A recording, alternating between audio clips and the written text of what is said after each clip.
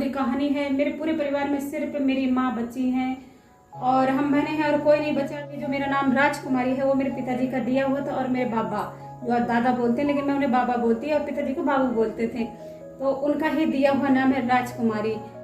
अपने पिताजी से कहना चाहूँगी कि जो ये आपका दिया हुआ नाम है वही मेरी पहचान है और इस नाम से बना मेरा एक मुकाम है। तो ये मैंने ऐसे ही चलते फिरते एक शायरी बना दी।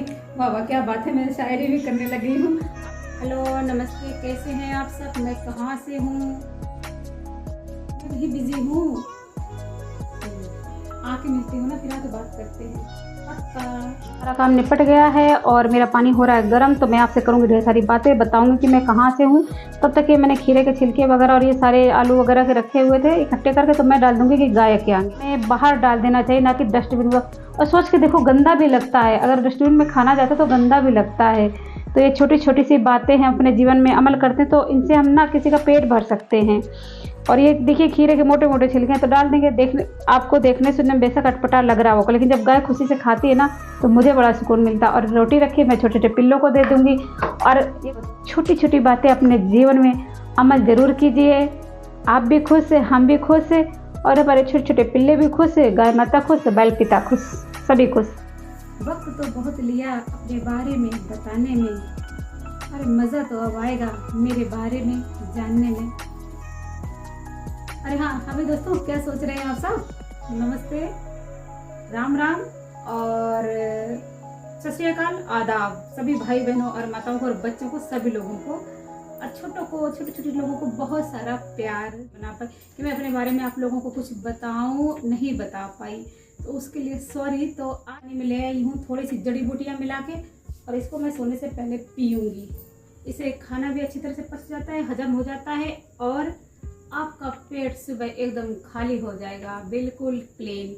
मैं रहने वाली हूँ कानपुर की, कानपुर से जुड़े एक छोटे से कस्बे के घाटमपुर, कानपुर नगर, जो घाटमपुर लगता है, घाटमपुर कानपुर नगर, मैं वहाँ की रहने वाली हूँ।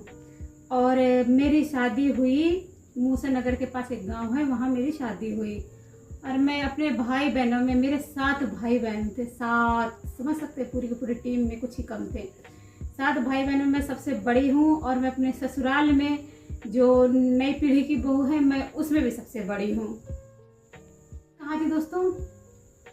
एक मिनट, इससे पहले कि मैं आगे कुछ और बताऊं, आप लोग मेरे चैनल को कर लीजिए सब्सक्राइब, ताकि मेरे बारे में जानने का मौका आप लोगों को मिले, क्योंकि बहुत लोग मेरी फैमिली का ही हिस्सा हो। कहते हैं ना कि यूट्यूब फैमिली, तो वो हमारी फैमिली का हिस्सा ही बन जाते हैं, तो आप लोगों से क्या छुपाना। और क्या फिर मैं कहा थी कि मेरे 7 भाई बहन थे, मैंने थे लगाया ना, तो जानना चाहते हैं कि मैंने थे क्यों लगाया, तो वो बताऊंगी मैं किसी और वीडियोज़ में। बहुत दुख भरी कहानी है, तो मैं आज मूड नहीं खराब करना चाहती, क्योंकि सोने का टाइम हो रहा है, तो मैं ये बातें किसी और दिन बताऊंगी। तो मेरे चैनल को लाइक कर लीजिए और सब्सक्राइब कर लीजिए, ताकि नोटिफिकेशन आप लोगों को मिलता रहे। मैं रहती हूँ पानीपत में, क्योंकि मेरे हस्बैंड यहीं पे जॉब करते हैं, क्योंकि गांव से कभी भी नाता नहीं तोड़ना चाहिए। जब भी समय लगता है हम जाते रहते हैं, और आप लोग भी जाते हैं, तो मुझे शहर से ज़्यादा गाँव में मजा आता है। कहानी काफ़ी मज़ेदार है, दुख भरी भी है, ऐसा नहीं। अपनी वीडियो में हंसती रहती हूँ, आप लोगों ने देखा होगा कि ज़िंदगी जो होती है दुखों से भरी हुई होती है। अपनी कहानी हम आप लोगों से बताना चाहते हैं, शेयर करना चाहते हैं, तो उसको मजाक के रूप में मत लीजिए। कोई भी मतलब आप लोगों से बताना चाहता है, उससे हम मोटिवेट होते हैं, हमें मोटिवेशनल मिलता है कि हाँ भाई, जब ये दुखों से निकल सकता तो हम लोग भी क्यों नहीं निकल सकते। वो पल मैं याद नहीं करना चाहती, मेरा सारा परिवार बिखर चुका है, आप समझ सकते हैं। किसी के साथ अगर दुखों का पहाड़ टूटा होता है तो आप लोग इस चीज़ को समझ सकते हैं, और मेरे को समझ में नहीं आ रहा मैं क्या बताऊँ। तो आप लोगों को पता लग गया होगा कि मैं कहाँ की रहने वाली हूँ। घाटमपुर मेरा मायका, मूसा नगर देवपुरा मेरी ससुराल, और पानीपत में है हम परदेसी।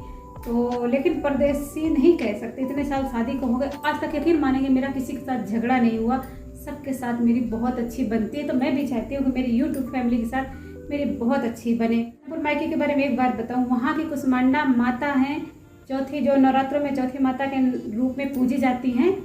तो दोस्तों अगर आप घाटमपुर जाएँ तो वहाँ उनके दर्शन जरूर करें, क्योंकि कहते हैं कि जब सती माता थी, भगवान से उनके पार्थिव शरीर को ले करके जा रहे थे, तो उनका एक अंश वहाँ भी गिरा था। तो कहते हैं कि कुसमांडा माता की उत्पत्ति हुई थी, पत्थर से बना हुआ उनके माता का रूप है, तो वहाँ पर अपना पानी रिसता है। ये कोई अंधविश्वास नहीं, कोई मतलब ऐसी कोई वो चीज़ नहीं है कि हम पानी कहीं से आता है किसी ने डाल दिया। ये बहुत वर्षों पुराना मंदिर है और वो पानी रिश्ता आज तक इसका रहस्य कोई भी नहीं जान पाया। और दूर दूर से, कानपुर से लेकर लखनऊ से लेकर काफ़ी दूर दूर से लोग हमारी कुसमांडा माता के दर्शन करने जाते हैं। तो अगर आप घटमपुर जाइए तो कुसमांडा माता के दर्शन जरूर कीजिए। अब मैं खासियत बताती हूँ अपने ससुराल के बारे में, जहाँ मेरी शादी हुई मूसा नगर के बारे में बताती हूँ। तो वहाँ की है हमारी मुक्ता मैया। तो जब भी हम मूसा नगर जाइए तो हमारी मुक्ता मैया के दर्शन जरूर करिए। और वहाँ के बालाजी, भगवान बालाजी, उनके भी दर्शन जरूर कीजिए। लेकिन मुक्ता मैया के बारे में एक बार मैं ज़रूर बताऊँगी कि मुक्ता मैया की बारात जो थी सारी पत्थर की हो गई थी और इनकी भी बहुत बड़ी कहानी है। तो अगर आप चाहेंगे तो मैं फिर किसी और दिन बता दूँ। और वो 3 रूप बदलती हैं। सुबह वो बाल्यावस्था में आती हैं और दोपहर को वो युवावस्था में आती हैं और शाम का उनको रूप, रात को वो वृद्धावस्था में हो जाती हैं। तो ये चमत्कार से, ये चीज़ किसी चमत्कार से कम नहीं है दोस्तों। तो आप लोग मुक्ता मैया के भी दर्शन जरूर कीजिएगा। और दोस्तों मुक्ता मैया के बारे में रोचक बात एक और मैं बता देती हूँ। जो फूलन देवी नहीं थी, वो डाकू फूलन देवी 10वीं सुंदरी, जिसको विक्रम मल्ला, वो लोग अपने साथियों के साथ हमेशा मुक्ता मैया के दर्शन करने जाते थे। और कहते हैं कि ये मंदिर काफ़ी हजारों वर्ष पुराना है। मुक्ता मैया का जहाँ स्थान बना हुआ है वो हमारी किसी मुस्लिम महिला ने अपनी ज़मीन दान में दी थी और वहाँ पर ये मंदिर बनाया गया। मुक्ता माता का मंदिर उस स्थान पर बनाया गया था। तो है ना कितने गर्व की बात, उन्हें आस्था थी उन्हें मुक्ता माता के ऊपर। कितनी अच्छी जगह में हूँ मैं, मेरा मायका भी जहाँ कुसमांडा माता और ससुराल में जहाँ मुक्ता माता। तो आइए और कभी मुझसे भी मिलिए और करते हैं मिलकर सारे लोग दर्शन। वीडियो में बताऊंगी कि मैं यूट्यूब पे क्यों आई, क्या वजह थी और क्यों मैंने अपना चैनल खोला वगैरह वगैरह वगैरह। तो मेरे चैनल को कर लीजिए सब्सक्राइब। और अगर ये जानना चाहते हैं तो कि और सारी बातें उसी से मैं बताऊंगी। तो मिलते हैं नेक्स्ट वीडियो में। Bye bye.